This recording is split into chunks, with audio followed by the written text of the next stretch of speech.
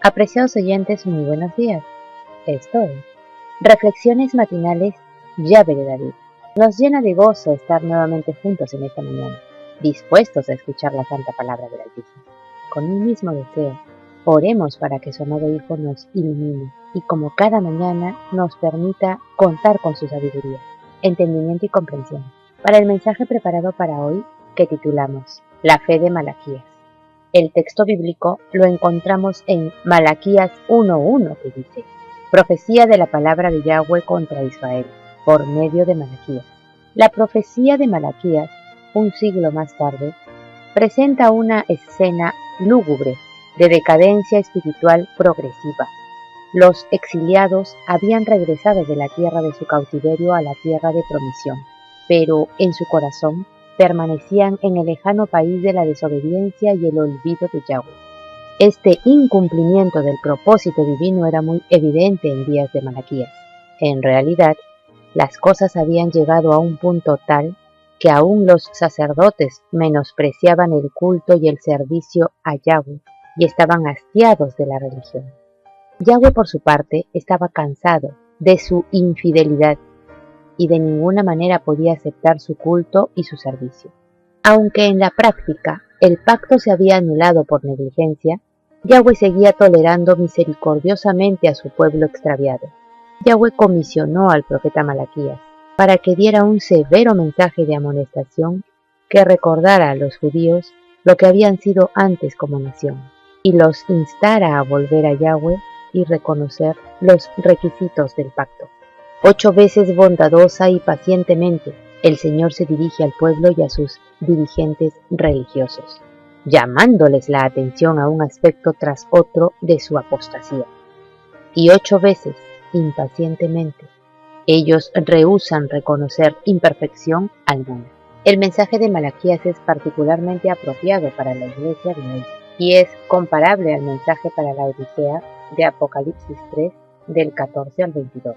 Como los laodicenses, los judíos de los días de Malaquías eran completamente insensibles a su verdadera condición espiritual y no sentían necesidad de ninguna cosa.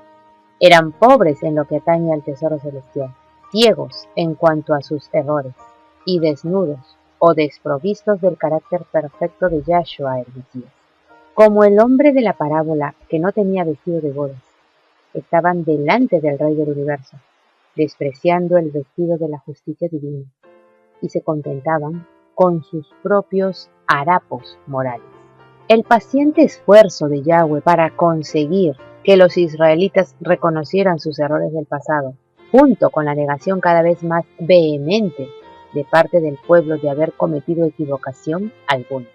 El meollo del mensaje del profeta no es pronunciar juicio sobre los pecadores, sino una exhortación al arrepentimiento y a la fidelidad a Yahweh, acompañada con un solemne recordativo de la historia pasada de Israel. Volver a Dios es arrepentirse del pecado y efectuar una reforma completa de la vida, y el mensaje en primera instancia va dirigido a los sacerdotes. Malaquías 2:7 dice lo siguiente: porque los labios del sacerdote han de guardar la sabiduría, y de su boca el pueblo buscará la ley, porque mensajero es de Yahweh de los ejércitos. Mas vosotros os habéis apartado del camino, habéis hecho tropezar a muchos en la ley, habéis corrompido el pacto de Leví, dice Yahweh de los ejércitos. Yahweh dio su bendición al sacerdote Finees, porque tuvo temor del Eterno. De modo que la parte de los sacerdotes en el pacto era reverenciar y obedecer a Yahweh.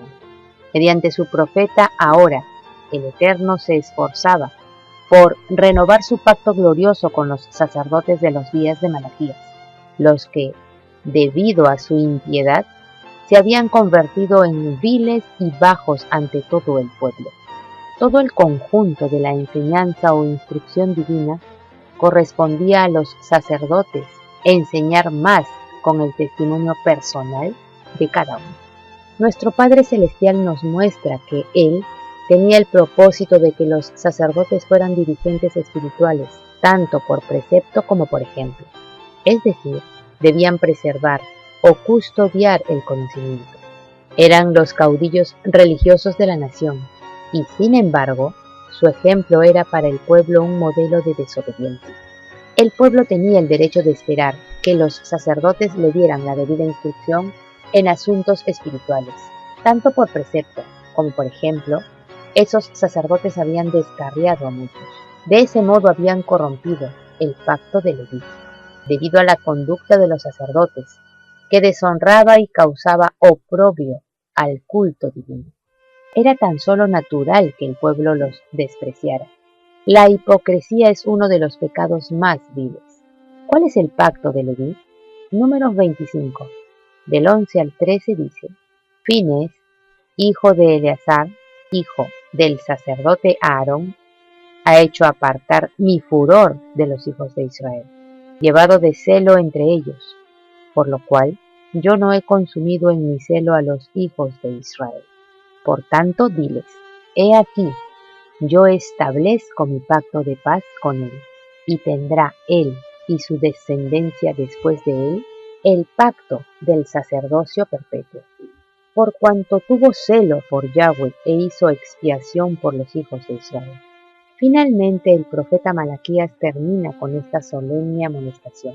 Los que no se arrepienten de verdad deben ser incluidos con los impíos para sufrir la suerte de ellos.